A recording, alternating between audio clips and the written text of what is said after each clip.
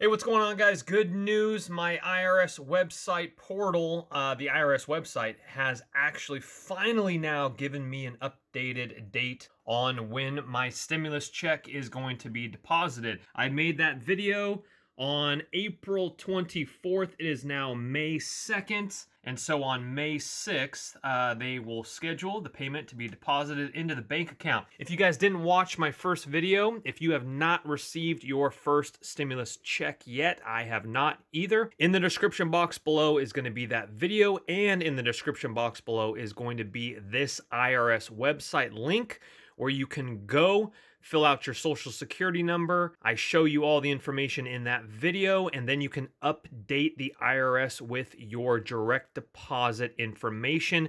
You're going to get your check money a lot quicker than a mailing check that might be lost in the mail if you've moved, etc. Just make sure that you watch that previous video as well, because you need to go off the address that they have in file for the last tax return you did. The address has to be correct or you're going to get an error. So good news, after waiting, wow, that was a little bit over a week. After inputting my bank account information for direct deposit, I check back once a day. They update their systems every day. Check back once a day. And finally now I have when they're going to pay me.